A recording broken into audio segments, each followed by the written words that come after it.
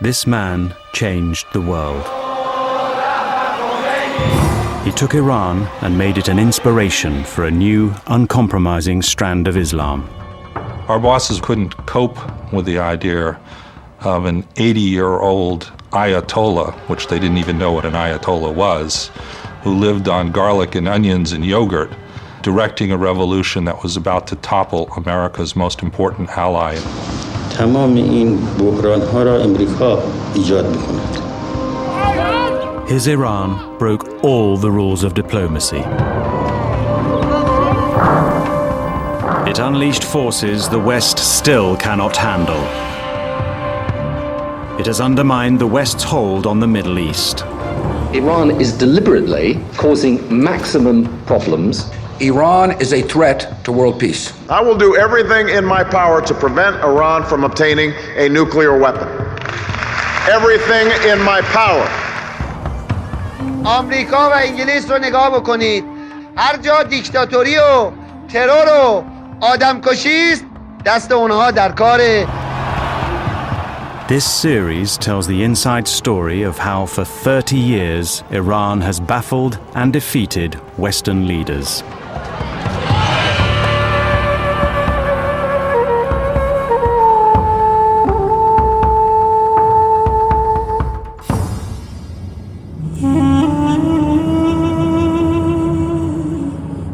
Ayatollah Ruhollah Khomeini spent 14 years banished from his native Iran. From neighboring Iraq, he waged a holy war against the Shah of Iran. In the autumn of 1978, Iraq's leader, Saddam Hussein, presented the Shah with a startling choice. وقتی که جریان سالیانه سازمان ملل بود، وزیر خارجه عراق با وزیر خارجه ما امیر خسرو افسار صحبت کرده بود و پیامی از صدام داشت. در این پیام این بود که اگر که بخواید این رو از اینجا به خارج میفرستیم و همینطور اگر که علاقمند باشید حتی باید الیمیت بشید. The Shah was cautious. In those days we thought that if somebody gets rid of Khomeini, he will become like a martyr and he become even greater. Mohammad Reza Pahlavi had ruled Iran for almost 40 years. شاهنشاه‌ها کشور شاهنشاهی ایران به مردم این سرزمین باستانی. He lived in a world apart from his people. He was kept in power by a vicious security service and the fifth largest army on earth, equipped with American weaponry. He ignored calls for democracy. He let the nation's vast oil wealth go only to the few. He promoted Western culture, enraging millions of Muslims. Many groups resented the Shah. They came together under Khomeini's banner. چه اونها که تمایلات مذهبی داشتن در دین امام خواستهای خودشون برآورده میکردن، اونهایی هم که نه دیدگاه آزادی خواهانه داشتن ولو لایک، گروه های سیاسی زیادی بودن. باز هم در امام به عنوان چهره مبارزه، یک رهبر مبارزه نیرومند که همه مردم تونسته دور خودش بسیج کرده، شخصیتی میدیدن که میتونن در حمایت از او قام بردارن برای آزادی کشورشون. The Shah's government banned public gatherings.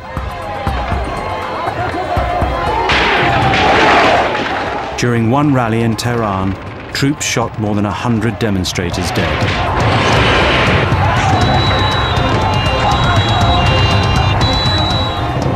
ولی منتظر بودیم که پیام امام بیاد و اون پیام حضرت امام که منتشر شد، گفتن حضرت امام فرموده که کسی خیابونا رو ترک نکنه، از همونجا دیگه تا پیروزی انقلاب دیگه مردم تو خیابون بودن اصلا.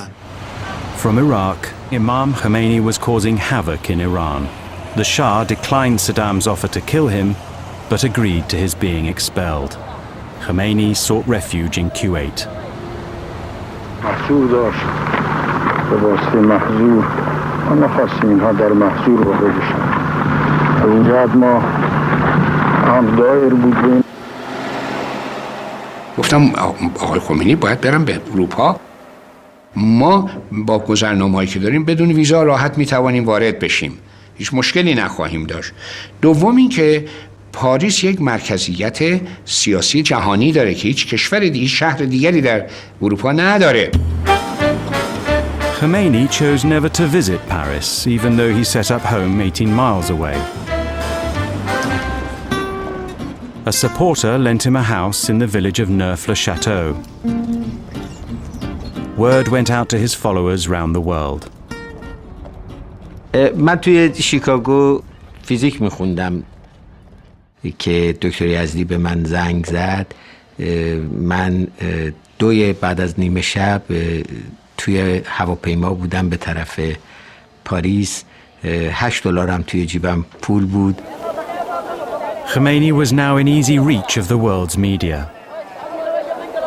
اصلا برای البته اونها میخوان حق خودشون را استیفا کنند و مسالمت هم میکنند، لکن اون شاه است که امر میکند به کشتن اونها.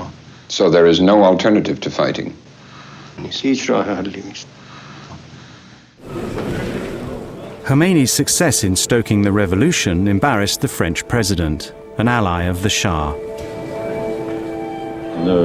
L'ayatollah Khomeini, il est venu en France dans des conditions régulières et il s'est installé comme non pas un réfugié politique dont il n'avait pas le statut, mais comme un étranger en résidence en France.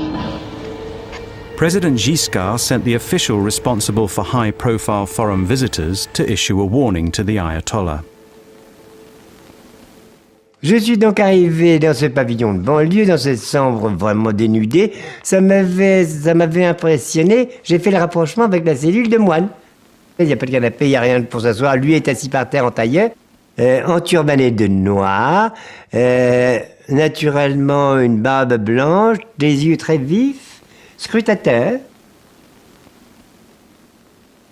Je lui dis, voilà, ces derniers jours, vous avez prononcé des philippiques enflammés contre le chef de l'État avec lequel nous avons des relations diplomatiques normales. Et donc, il n'est pas raisonnable que sur le territoire français, vous teniez des propos de caractère politique. Ah bon, آقای خمینی هم جواب داد که من قصد فعالیت سیاسی در خاک فرانسه ندارم. من از اینجا نامه‌هایی به ایران می‌نویسم. حالا در ایران این نامه‌ها رو مردم چیکار میکنن اون دیگه مربوط به دولت فرانسه نیست. In fact, Khomeini's house was a veritable production line, copying and distributing his pronouncements. In Iran, anyone carrying Khomeini's words risked arrest. این اعلامیه رو میرفتیم از یه تلفن عمومی میخوندیم برای تلفنی در شهرستان، اون ضبط میکرد، یادداشت میکرد، بعد اون تکثیر میکرد. یعنی به سرعت این اعلامیه فردای اون روز سراسر ایران رو گرفته بود. The whole country ground to a halt when strikes begun by the left received Khomeini's blessing. The military commanders drew up proposals to end the chaos. من این طرح رو بردم و به عرض رسوندم و قبلا اشاره کردم که علازت انقلاب اول باید بکوبین، بعد ببینید چرا انقلاب شده. اگر معطل بشین انقلاب موفق میشه. بعد ایشون راه رفتن و بعد اومدن گفتن یعنی شما میگویید من خلاف قانون اساسی رفتار کنم؟ گفتم قربان مملکت داره از دست میره و دیگه امر بفرمایید این کار بشه. باز دوباره راه رفتن و گفتن دیگه چی دارین؟ گفتم ساکت موندم و ایشون گفتم به هر حال من دیگه از این مسائل خسته شدم. America was caught off guard. For 30 years, the Shah had stood shoulder to shoulder with American presidents against the spread of communism and anti-Western movements in the Middle East. Iran, because of the great leadership of the Shah, is an island of stability in one of the more troubled areas of the world. Now, just 10 months later, President Carter's words rang hollow. The question is beginning to arise how long the present government here can last with almost daily fighting on the streets of Iran. It was a question the American ambassador and his deputy needed to answer.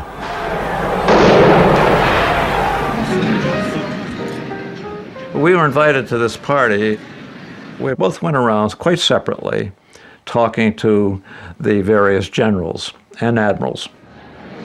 When I asked General Rabi how things were going, he said, no problem at all.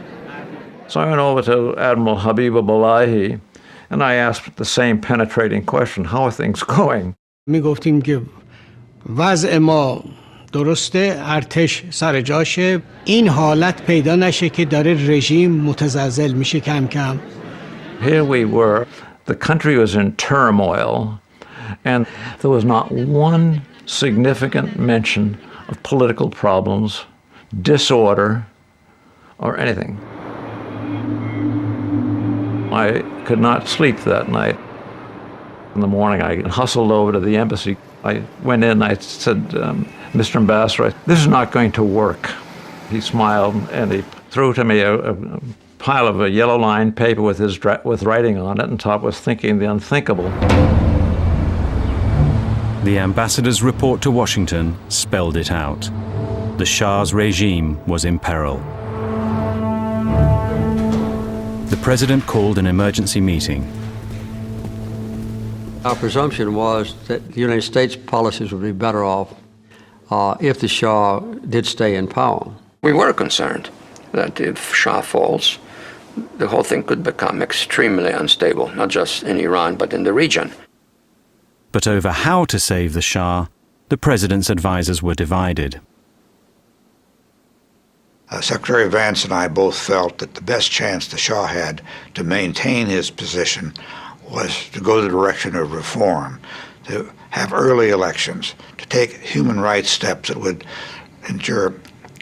gain the confidence of his people. You first reestablish order, thereby asserting your authority, and shortly thereafter initiate reforms, having proven that you're in charge. Brzezinski felt we should make it very clear to the Shah that we would not object in any way if he decided to really crack down very hard and use what Brzezinski came to call the iron fist. The message to the Shah was not clear. It urged him simultaneously to get tough with the protesters and to offer them concessions. The Shah summoned the ambassador. علازت صحبت این کردن که آیا آمریکا میخواد که من با شدت عمل به خرج بدم یا نه. Ambassador Sullivan had to say, I have no instructions on this, Your Majesty, which left the Shah very confused. خسته تر، ناراحت تر و در واقع یک آدمی بودن که به کلی دیپرس بودن. The King of Kings went on TV and embraced the revolutionaries. انقلاب ملت ایران نمیتواند مورد تایید من به عنوان پادشاه ایران و به عنوان یک فرد ایرانی نباشد. تضمین میکنم که حکومت ایران در آینده بر اساس قانون اساسی، عدالت اجتماعی و اراده ملی و به دور از استبداد و ظلم و فساد خواهد بود. The Shah announced that he and his family would soon be taking an extended holiday. The Americans decided they had to act. Our intention was to make sure that the Shah's support was firm and to make sure that Iran didn't come apart. I said to the president that we ought to explore the question of what will be the behavior and the attitude of the Iranian military. President Carter turned to a general who had served in Iran. My instructions were to give United States assurances to the military of Iran that we would support them. His mission was to go out and see if the Iranian military had the stomach to attempt a coup and to suppress the revolution. The general had to get the military to defend the throne while the Shah was away. ایشون پرسیدن که آیا که نقشه‌ای که ارتش بتونه اوضاع رو به دست بگیره چی دارین و اگر این نقشه چی میگه؟ You had to have plans. You know, the immediate thought of these generals and admirals was to do what you're talking about, that they take control. But when asked how, they were speechless. رژیم ما در اون موقع چنین اجازه ای را نمیداد، چون خب ترس این بود که یه دفعه این فکر یه روزی در ارتش پیدا نشه که خودسرانه چنین اقدامی بکنه. In his haste, the American general had failed to pay the usual courtesy call on the Shah. من خیلی کمتر اوقات اعلیحضرت رو اینقدر عصبانی دیدم. خیلی معذرت میخوام اگر من این کلمه رو بگم، ولی خب اعلیحضرت فرمودن که این مرتیکه آمده به ایران و تمام همه جا رفته، با همه ملاقات کرده، رئیس قره‌باقی هم دیده، حالا قبل از اینکه بره آمده از من میخواد خداحافظی بکنه.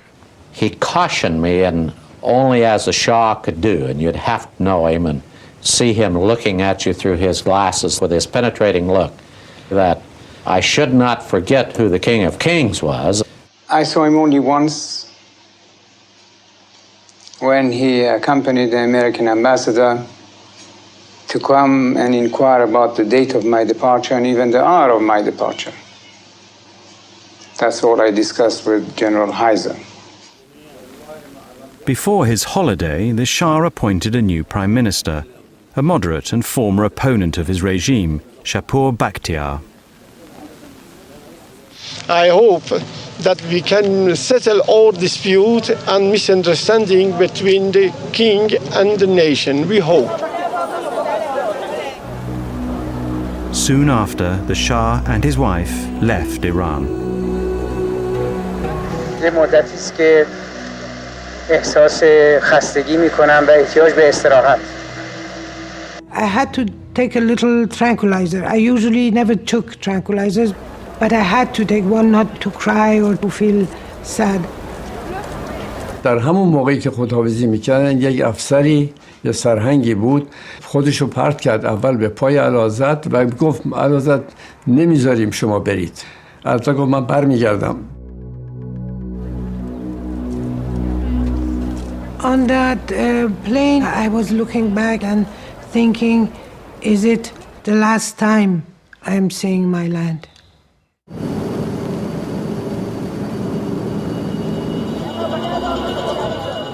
The Shah had fled a popular uprising once before, in 1953. Then America and Britain had engineered a coup which put him back on the throne. Now Western leaders were at a summit in the Caribbean. This time they agreed the Shah was a lost cause, and their only hope for a pro-Western Iran was his new prime minister. President Carter asked President Giscard to help persuade Khomeini to keep away from Iran. Le président de la République me dit « J'ai reçu un message du président Carter qui me demande de le transmettre à Khomeini. » Je suis arrivé, j'ai retrouvé mon ayatollah. Je leur ai dit que c'est le souhait du président des États-Unis, que naturellement il fallait laisser un peu de temps pour que Shapur Bakhtiar puisse faire front aux difficultés de l'époque, et que par conséquent, il souhaitait que l'ayatollah diffère son retour en Iran. نماینده فرانسوی گفتش که آیت الله هم باید که از دولت بختیار پشتیبانی بکنه و اگر نه ارتش ممکنه کودتا بکنه. این پیغام تهدید ضمنی هم داشت بر اینکه ارتش دست به کودتا خواهد زد. به همین دلیل آقای خمینی هم عصبانی شد. Il m'a répondu, le président Carter doit comprendre, c'est que s'il veut que les relations se rétablissent normalement, il faut naturellement qu'il cesse d'appuyer des forces contraires aux vœux du peuple. Or, j'interprète les vœux du peuple. Khomeini called on his supporters in Iran to give the soldiers flowers. شعار در میاد که برادر ارتشی ما به تو گل میدهیم تو به ما گلوله. Many soldiers were conscripts and followers of Khomeini. They deserted in droves. The revolutionaries set up reception centers to receive them. از مردم کمک خواسته بودیم و لباس شخصی تهیه کرده بودیم، لباساشون رو عوض میکردیم. خب میدونید که توی دوران سربازی یکی از چیزایی که تکلیف سرباز هست اینه که همیشه موی سرش باید زده شده باشه، نمره 2 باید سرش رو اصلاح بکنه. خب بعد این وقتی نمیدن یه عده‌ای با لباس شخصی اما سراشون نمره 2، اونا رو می‌خواستن بگیرن که ما گفتیم همه جوونا برن سراشون نمره 2 بزنن. A section of the military was determined to stop Khomeini by any means. بحث این بود که در اول که جلوش گرفته بشه و نیاد. حتی پیشنهاد این بود که یکی دو تا پیشنهادم که داشتیم این بود که اصلا هواپیمای یا هلیکوپتر که ایشون بیان استفاده کنن زده بشه رو هوا. In France, Khomeini's advisors agonized over the right moment to return. یه شب بعد از نماز مغرب عشا که امام آمدن تو اتاق که ما بودیم همه، گفتن که من به ذهنم رسیده دیگه بودن ما اینجا وجهی نداره، بریم به ایران. بعدم گفتن خب شما مجبور نیستید با من بیاید، این یه سفر خیلی میتونه خطرناکی باشه. ما هم فکر میکردیم که هر چقدر تعداد خبرنگار بیشتر باشه بیمه‌ای برای اون هواپیما و اون هواپیما امن‌تر خواهد بود، چون این خطر بود که ممکن بود هواپیما رو سرنگون بکنه.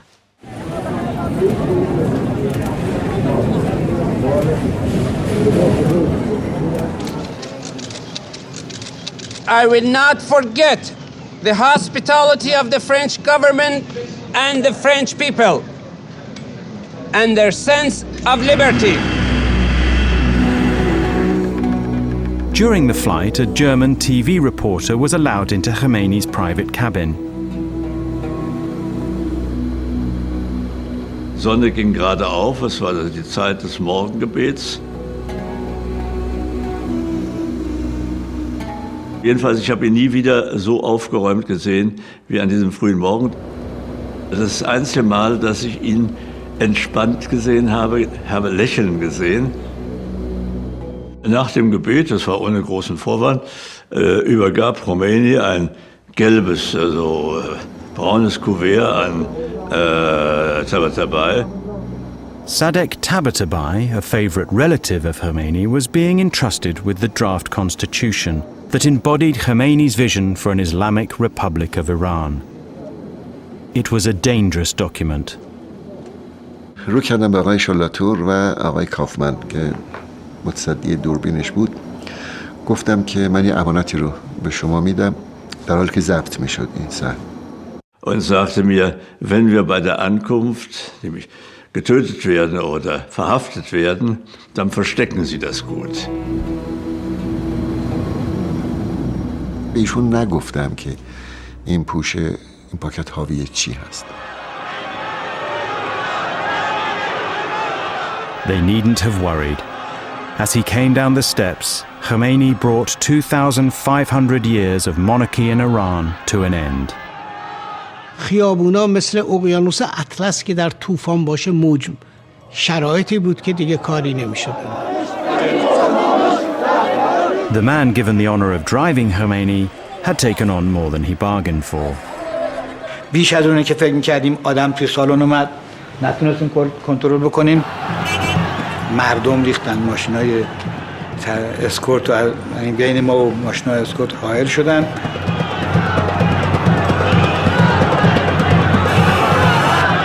و مرتب من حس می‌کردم که دارن روی این ماشین بالا پایین میپرن. از همون لحظه رانندگی عادی نبود. توی ماشین این شب تاریک میشد. امام هم اصرار داشتن که من در ماشین رو وا کنم. ایشون هیچ به در بر رفتن. خلاص من مونده بودم چیکار کنم. Khomeini's people parted the crowd so a helicopter could come and rescue him from his own followers. همچی که امام رفت تو هلیکوپتر من دیگه نفهمیدم. من دولت تعیین میکنم، من به پشتیبانی این ملت دولت تعیین میکنم، من تو دهن این دولت میزنم.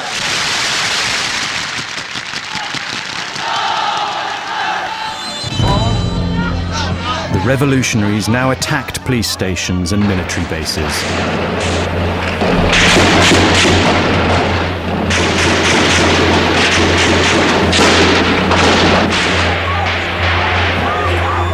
Each time they captured one, they seized more weapons. After 10 days, the beleaguered military chiefs met. همه این وضعیت خراب رو تشریح کردن. هر کسی چیکار کرده؟ مثلا فرمانده نیروی هوایی گفت که از رو سقف ادارهش اومده بیرون با هلیکوپتر برای اینکه تمام جاهای دیگه همطور ریختن مردم. They argued through the night. به تیمسار حاتم پیشنهاد شد که بردارن یه چیزی بنویسه که ارتش بیطرف بمونه. شاید بیطرفی ارتش باعث بشه که دیگه این سر و صدا و اینا به صورت بدتری که باعث جنگ داخلی و تقسیم مملکت اینا بشه نشه. دیگه کم کم همه تایید کردن، بعدش هم همه امضا کردن. Next morning, one of Khomeini's lieutenants took a phone call. و وقتی تلفن رو قطع کرد گفتش که ارتش اطلاعیه داده که در دعوای بین مردم و حکومت بیطرف خواهد بود و دستور داده شده که نیروها به پادگانها برگردن. این به معنی پیروزی انقلاب بود. همه هورا کشیدیم، شادی کردیم و تبریک گفتیم، بغل کردیم همدیگر رو. The Shah's prime minister fled the country. Many of the Shah's inner circle were summarily executed. The part that was difficult, I must say, on the nerves was getting up and look at the morning paper and to see people that you'd known for a long time just lying on a slab with bullet holes throughout their body.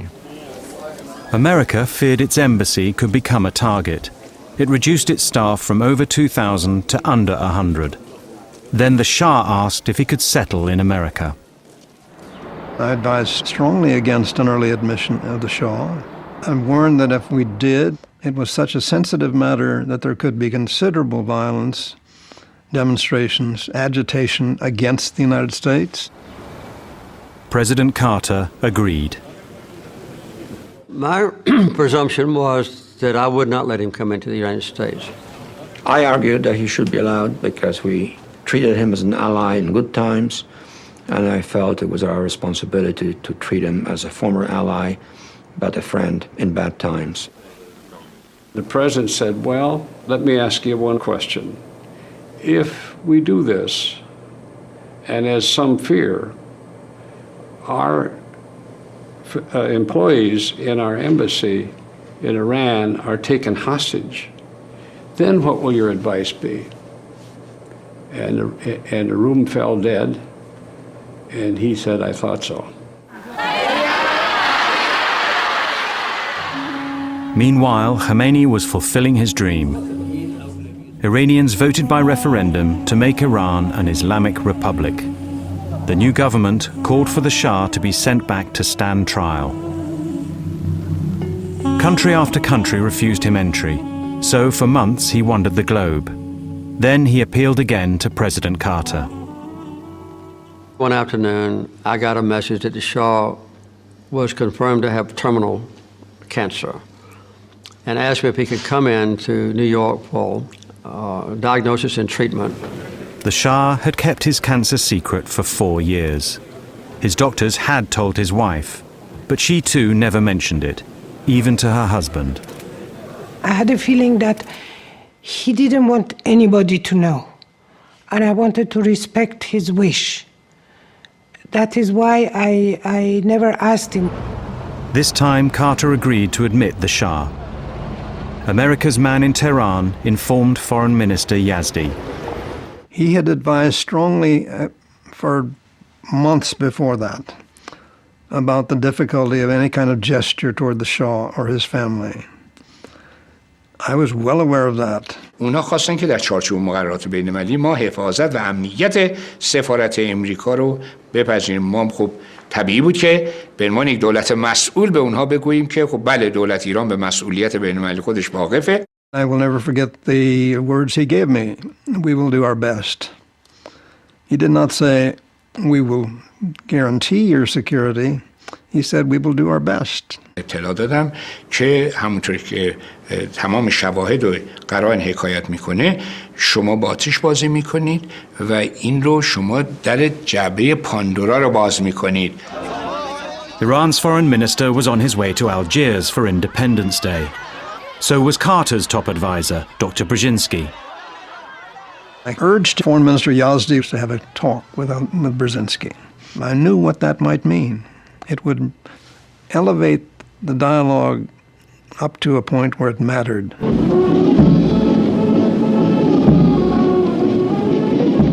After the celebrations, they met in Brzezinski's suite. I told him that, first of all, we had no designs to use the Shah against the new regime in Iran. As I remember, I pointed out to him that the Shah was an ill man. خواستیم که شما اجازه بدید که پزشکان ما برن پرونده شاه رو ببینن، شاه رو عیادت بکنن، بتوانن به ما مستقل از شما گزارشی بدن. I didn't see the need for any procedure of this sort, which would be, in a sense, negatively reflecting on the veracity of the U.S. government. و هر قدم شما بگید که ما برای خاطر موازین بشر دوستانه این کاری کردیم، ملت ایران نمیپذیره. قابل هضم نیست براش. حتی اگر ما سعی بکنیم مردم نمیپذیرن. A small group of students now took center stage. What they did next would poison relations between Iran and the West to this day. فقط این حس رو داشتم که این حرکت توی این حرکت یه رمزی وجود داره، یه اتفاق دیگه داره میفته. The student leader arranged to meet 4 colleagues at Tehran University. فکر می‌کردم مثلا اگه بتونیم یه کاری بکنیم و امریکا رو به وادار کنیم که شاه رو اخراج کنه از امریکا، یه موفقیتی برای انقلاب هست. طرح در حقیقت اشغال سفارت امریکا به مدت 2 روز یا 3 روز حد اکثر و گروگان گرفتن امریکایی ها توی جلسه من مطرح کردم و 2 نفر از دوستان من مخالفت کردند. One who opposed was Mahmoud Ahmadinejad, Iran's future president. و آقای احمدی نژاد گفت که این کار باعث تقویت شوروی میشه و باعث قدرت گرفتن سفارت شوروی میشه و ما اساسا توی دانشگاه ها و توی جامعهمون مشکل اصلیمون گروه های چپ و مارکسیست هستن. Clerics and communists had been allies of convenience in the revolution. Ahmadinejad feared the communists gaining ground. The 3 who wanted to seize the American embassy went ahead without him. They approached a cleric close to Khomeini. اونها رو قانع کردم که این تصمیم رو به اجرا در بیاورند و بدون اینکه امام مطلع باشه. گفت که چه ضرورتی داره؟ اصلا رهبر انقلاب اگه در جریان باشه شاید کار خوبی نباشه. 72 hours later, students gathered outside the embassy. دانشجویان راهپیمایی می‌کردن. ما توی اون پوشش حرکت کردیم از 2 تا 4 راه قبل از سفارت امریکا. باید دستور عملیات رو من صادر می‌کردم به فرمانده عملیات. At first this demonstration seemed to me to be an interruption, that it was going to really mess us up on getting our timetable down. You know, it's amazing how you don't worry about the right things at the wrong time. And then when it happened very quickly, these hordes started to scale the walls.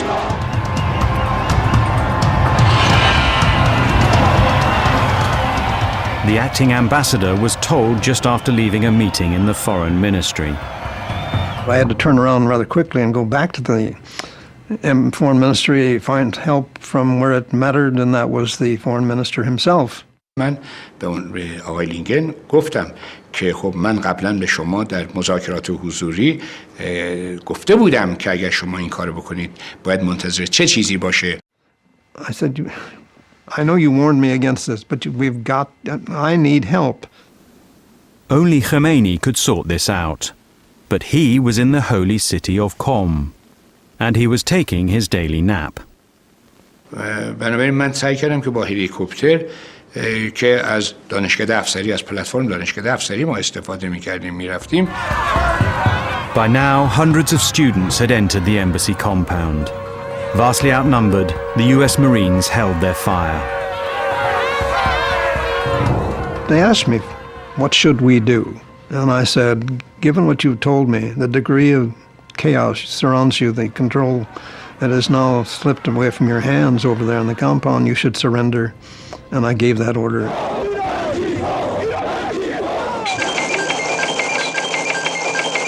Good evening. The American embassy in Tehran is in the hands of Muslim students tonight. I have received assurances that they will be kept safe and well. The administration's problem is no one knows whom to blame for the takeover of the embassy. Foreign Minister Yazdi said the Iranian government would do its best to resolve the matter. The foreign minister reached Qom and went straight to Khomeini. من به آقای خمینی نگفتم کیا اونجا هستن، گفتم آقا رفتن این کارا رو کردن. آقای خمینی به من گفتن که هر کس هست برو بریزشون بیرون.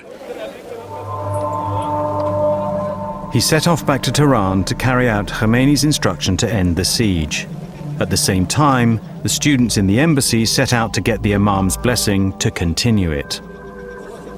من زنگ زدم به آقای موسوی خوئینی ها و گفتم که ما توی سفارت هستیم، منتظرتون هستیم، خودتون رو سریع برسونید. نقش واسطه خوبی رو من میتونستم بر عهده بگیرم، از جمله ارتباط بین دانشجویان و شخص حضرت امام. The cleric called Khomeini's home and spoke to his friend, Khomeini's son, Ahmad. احمد آقا پیام آقای موسوی خوئینی ها رو به امام رسوندن و گفتن این دانشجویانی که این کار رو کردن معتقد و مسلمون هستند، طرفدار انقلاب هستند.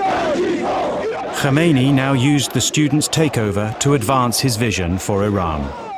نظر امام این بود که از قول من به دانشجویان بگید که جای خوبی رو گرفتند، اصلا نگران نباشند، اونجا رو محکم بگیرن.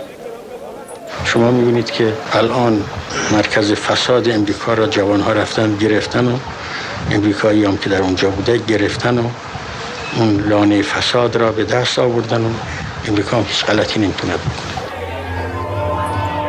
The students paraded their captives. I was taken outside, and the hordes were already out there screaming death to the hostages. We were like animals in a zoo.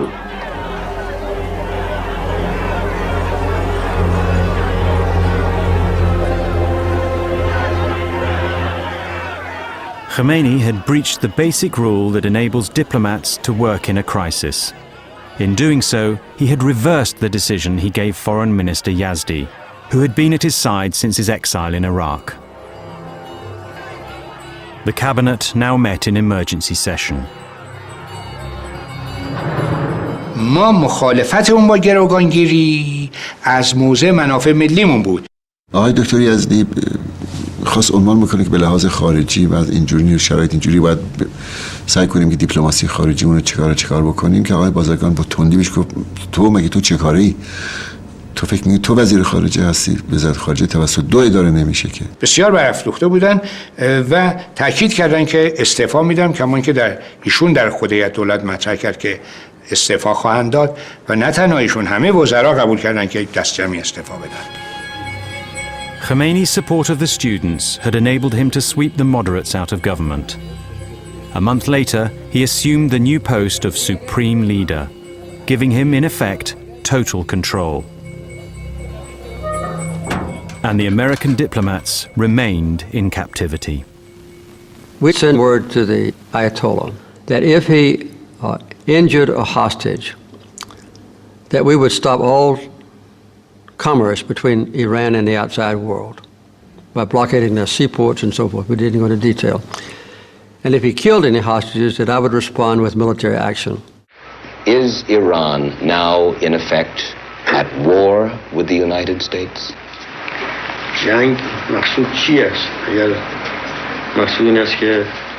What do you mean by war?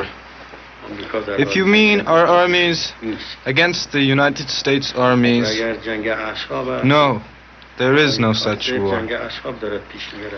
If you mean it is a battle of nerves, it is Carter's doing. But if the president says he refuses to return the Shah, and if the Imam says he will not free the hostages, then what can be the answer?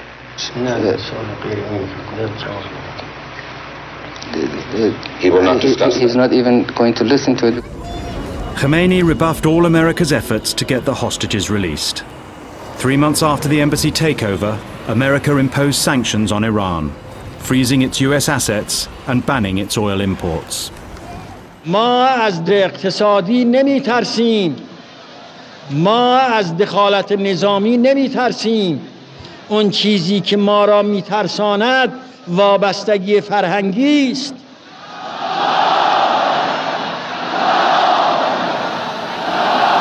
They had 2 or 3 different interrogations teams that worked me over. I was beaten, I was hung by my wrists, marched into trees, and of course with a blindfold on. They'd tie me up like a pretzel and come in about every 15 minutes, give me a couple of good swift kicks, pull me to my feet, and ask me a bunch of stupid questions.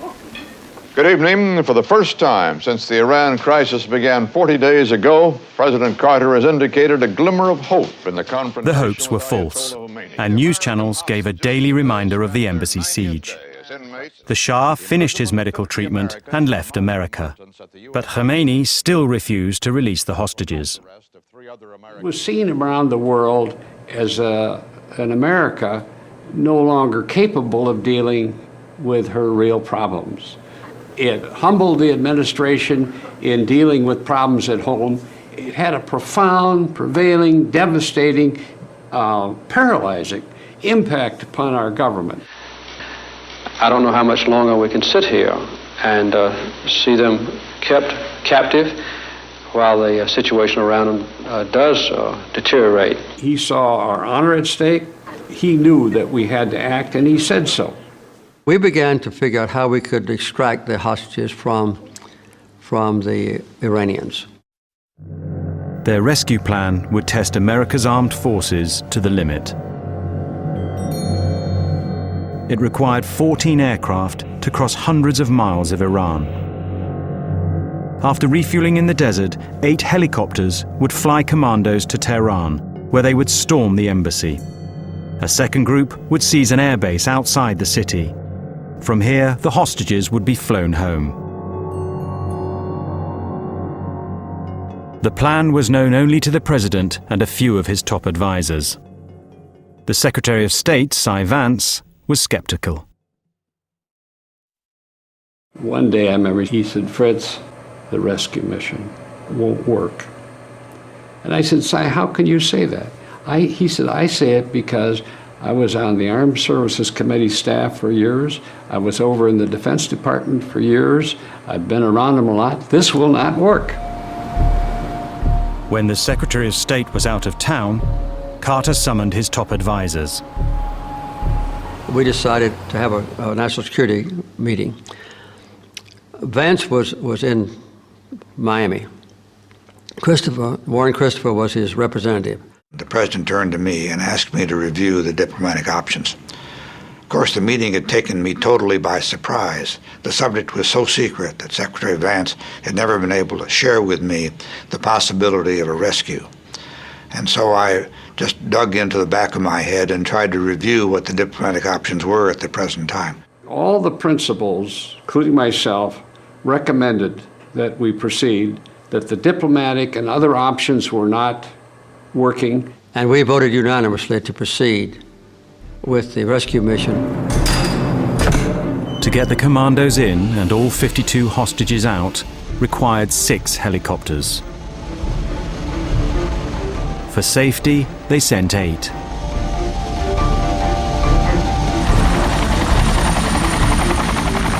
The decision was made earlier that if we didn't have enough helicopters to bring all our hostages out, that we wouldn't bring any, because the ones remaining would undoubtedly be assassinated. From an aircraft carrier in the Arabian Sea, the helicopters flew more than 500 miles into Iran. Keeping low to avoid radar, they flew into a sandstorm. 2 developed faults. When the others reached the desert rendezvous to refuel, a third was found to be damaged. That left only 5. At that point, we decided to withdraw. And we left all our equipment there and brought our people home.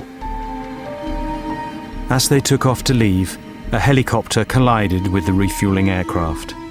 The president was immediately informed. I was with the president when we got the call, and the president said, have there been lives lost? And I saw his face turn white, and he said, I feared that. 5 airmen and 3 commandos died in the crash. A human tragedy, and in election year, a political disaster. Congress still knew nothing about the mission. It was the vice president's job to inform its leaders before they heard the morning news. You can imagine those very painful conversations. Awakened from a dead sleep, being told this, and they say, what are we doing? Where? When? How did we get into this? What do you mean lives lost? I went on television the next morning, beginning at 6 o'clock, I believe, to tell the American people what happened, and it was all my fault. It was my decision to attempt the rescue operation. It was my decision to cancel it when problems developed in the placement of our rescue team for a future rescue operation. The responsibility is fully my own. کی این هلیکوپترهای آقای کارتر را ساقط کرد؟ ما ساقط کردیم؟ خدا ساقط کرد.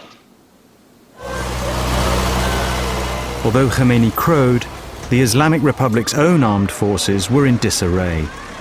Carter's sanctions stopped them obtaining spare parts. The Shah's generals had fled or been executed. Saddam Hussein saw an opportunity.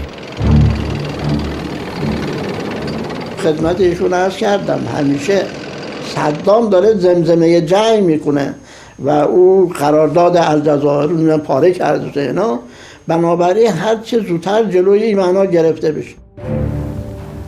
The Islamic Republic was surrounded by hostile states. To protect itself, it needed sanctions lifted. Khomeini was persuaded to open talks with America. His negotiator met President Carter's on neutral ground in West Germany.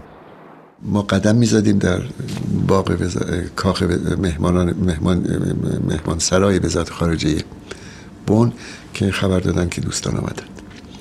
وقتی من آمدم آقای کریستوفر از رو آمد، من در قیافش تعجب رو می‌دیدم. I was really quite surprised. He was a very good-looking, dapper man in a sport coat and flannel slacks, and so he looked very Americanized. بعد از صحبت‌های اولیه و معارفه اولیه که بینمون صورت گرفت، شرط رو من عنوان کردم. یکی اینکه بازگردوندن دارایی‌های مسدود شده ایران و اموالی که یعنی تنخواهی که بر اساسش دولت پنتاگون تجهیزات نظامی به ایران فروخته بود. With respect to the funds that we had frozen in the United States, I told him we had about $5.5 billion frozen, and we're prepared to assemble those assets and return them to Iran. دو موردش رو خیلی تونستیم همون روز به نتیجه برسیم. On day 2, they ran into their only sticking point, the Shah's personal fortune deposited in American banks. استدلال من به آقای کریستوفر این بود که اولا این رقم درآمد معقول یک فردی نیست، ملو زمامدار که پولی جای پسنداز کرده باشه. این رقم نزدیک به 20 میلیارد اموال منقول و غیر منقول، اینها خب تصاحبش غیر قانونی و غیر شرعی است. I said, look, we have a real problem there. Under our constitution, we simply can't give back assets that are claimed by others. آقای کریستوفر گفت من اینا رو به واشنگتن منتقل میکنم و در جلسه بعدی که خواهیم داشت مسئله رو پی میگیریم. دیگه اصلا خداحافظی کردیم بعد از 5-6 ساعت گفتگو. It was September 22nd, 1980. It looked as if Carter could get the hostages home in time to boost chance of re-election in November. وقتی که من رفتم به فرودگاه خلبان آمد که برج اجازه پرواز به ما نداده. گفتن که فرودگاه مهرآباد بمباران شده توسط نیروهای عراقی. The next day, Iraq invaded Iran. 70,000 troops crossed the border, launching a war which would last 8 years and leave 1 million dead. Iran's leaders broke off the talks with America. They suspected Washington was behind the invasion. They were not totally wrong. We were warned that the invasion was imminent. A source told me that he'd just been in Iraq, where he'd been meeting with Saddam Hussein and his senior Iraqi generals, and that the Iraqis were going to invade Iran. This was, of course, big news and quite an intelligence coup for us. America did nothing to stop the invasion. In fact, though it had no diplomatic relations with Saddam's Iraq, it allowed help to reach him. We understood that what we were telling Saudi Arabia and Jordan about our perceptions of the state of the Iranian military would be passed to Iraq. How powerful did we think their armed forces were? Could they operate their tanks? Could they operate their surface-to-air missile networks? These were the types of information that we would provide to our friends and which we expected they would pass on to Iraq.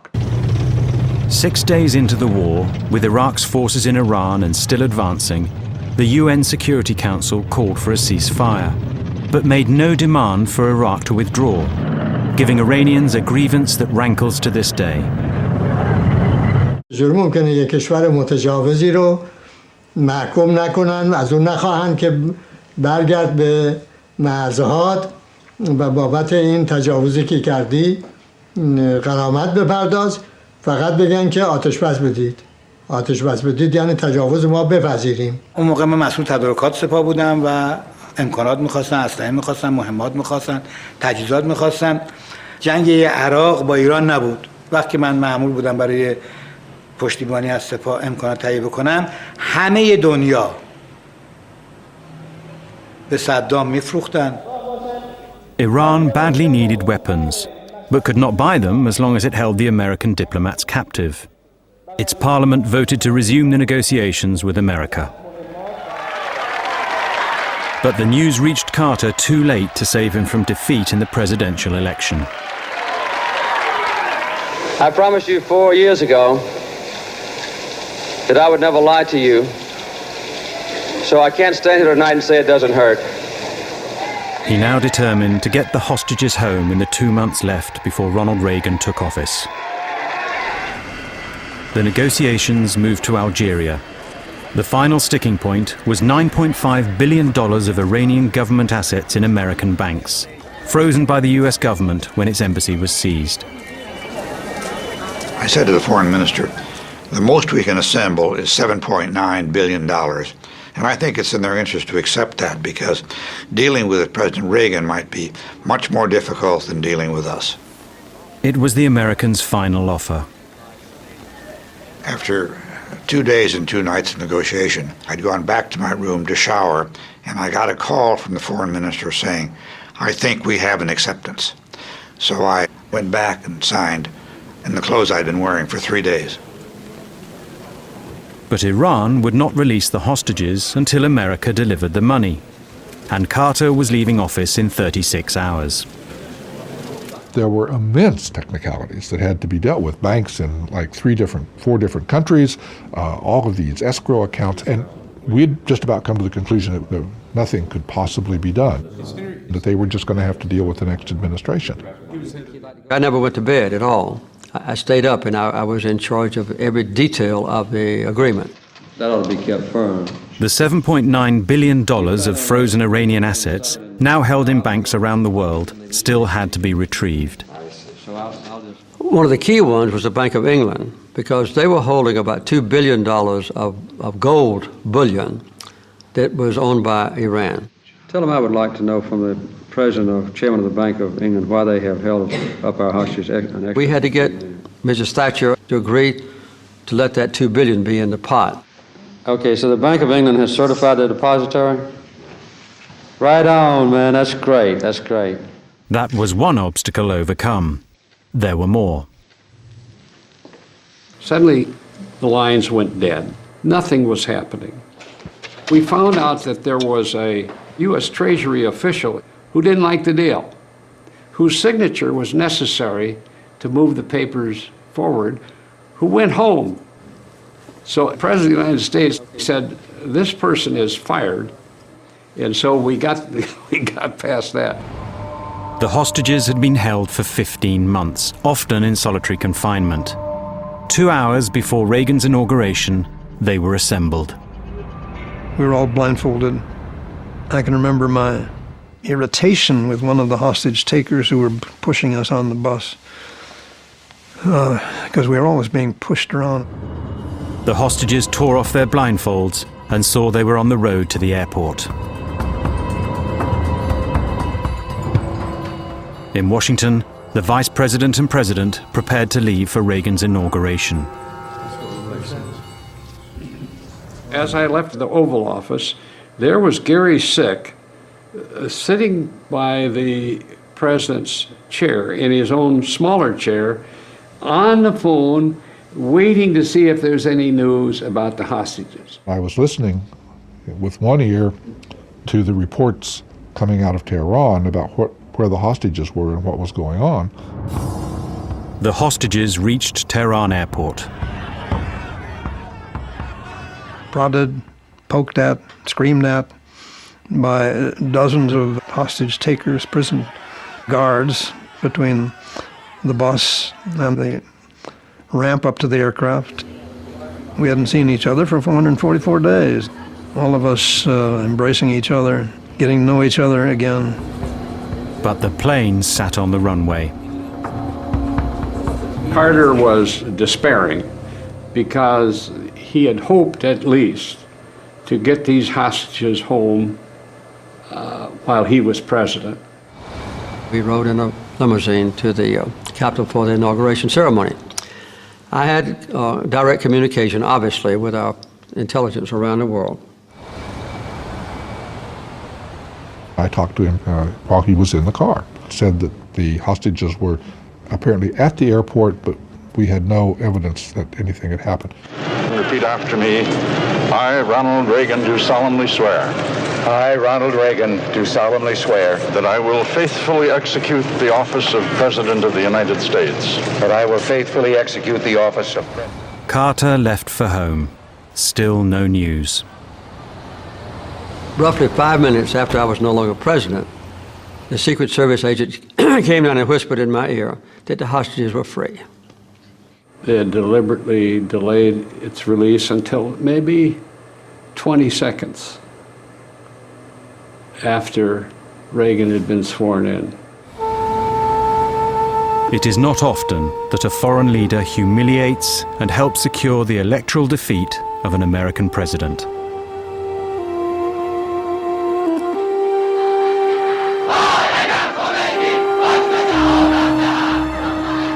Ayatollah Khomeini had laid down a pattern of intransigence that continues to this day and still bamboozles the West.